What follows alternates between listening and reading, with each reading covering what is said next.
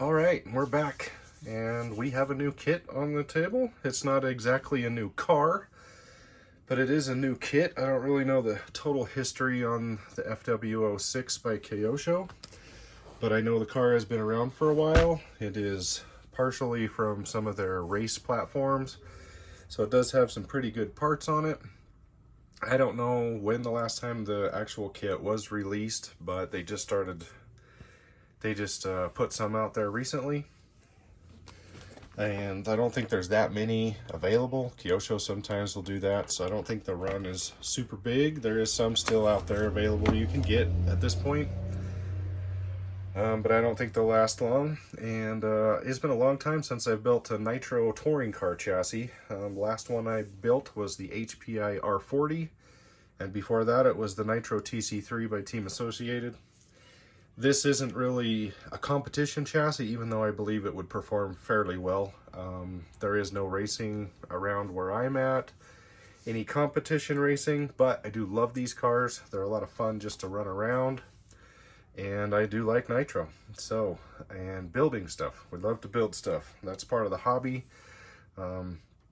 Something that's easily forgot with all the ready-to-runs out there and stuff, but building, tuning, tweaking on the cars is as much important as having a car and running it and having fun. So I'm going to do a little unboxing for you guys. It'll be quick, being just the chassis kit. So this is the FW-06 by Kyosho.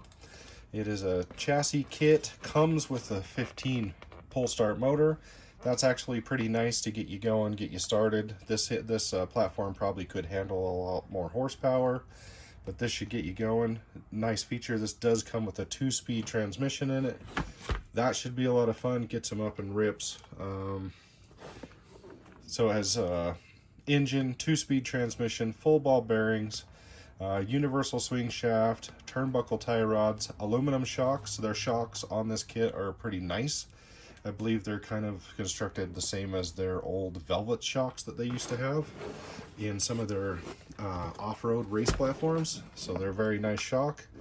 You can see it does not come with a body, but it does come with wheels and tires. The wheels and tires will get you started. I'm not really sure what the performance of them is going to be, but they'll be good for parking lot running around.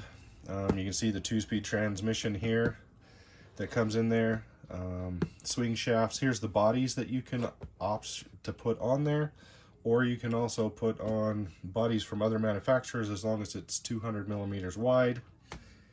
And I'm probably going to go with a Biddy Designs race body. I think that's kind of more what I do like some of these bodies, but I want something a little different. Everybody's going to probably put Kyosho bodies on this particular car, so there's a Biddy Designs body I'm gonna go with. So those are just some of the features on the box. We have a very small box. We'll get it open. I already cut it open, kind of looked at it. So we got a pretty nice manual. Comes with all the tools you'd need to build it. I highly suggest if you're going to build a car, get some upgraded tools, some better wrenches, make your life a lot easier. Make sure you have all your fluids and your lubes ready to go in case it's needed, thread lock, etc.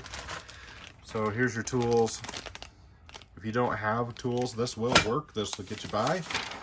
There is an addendum sheet in here that goes over a few things that are misplaced in the manual as reminders. So if you're going to build the kit, you're going to want to make sure you read through this little sheet so that you don't miss anything. And you can see their manuals are pretty good, pretty straightforward. They have full diagrams, 1-to-1 size of everything, number of parts in each bag. You can see how their diagrams are really good. This is done in Japanese and English. All the way through. There's probably some other languages here somewhere. But yeah, the manuals are from Kyosho is really good. I'd say it's in the same category as Tamiya. With the multiple languages, it looks confusing, but it's pretty self-explanatory. Having a caliper or a measuring device is also going to be nice if you're building something like this, because you're going to need to set tie rod lengths and stuff, so even a cheap caliper kit from or something off of Amazon would work. That's all I use to get the right lengths. I'll just go through the bags real quick. This is no particular order. Bag 10 is your exhaust pipe. I don't really care for this exhaust pipe. It may work, but being cast, it's going to hold a ton of heat, for one, and it's kind of ugly. So we'll probably, I've already been looking into getting a new pipe coming that looks a little better, a little more tuned race pipe. I just need to find something that will fit this chassis. You got the Roar legal size, or IFMAR legal size gas tank. It looks small, but on a 12 or 15 engine, it'll work well.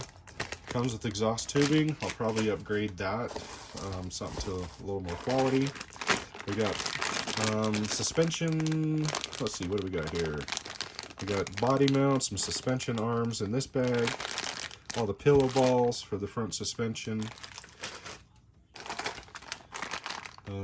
We got the front arms and front steering knuckles. Some more pillow balls, some bearings, hinge pins. This kit looks like it's going to be pretty straightforward. They bag everything easily for you. Here's bag number 1. You start with the differentials. They look like they're made out of, got sintered gears in them, so they're not the strongest, but being a touring car, they'll probably hold up really well. Sealed, so you can tune them. The front differential is has a spool in it, so it's solid. You could put gears in it if that's something that you want to do, but it is. And then the rear is just an oil-filled gear differential. You got the front foam bumper and some body mounts for the front, body clips.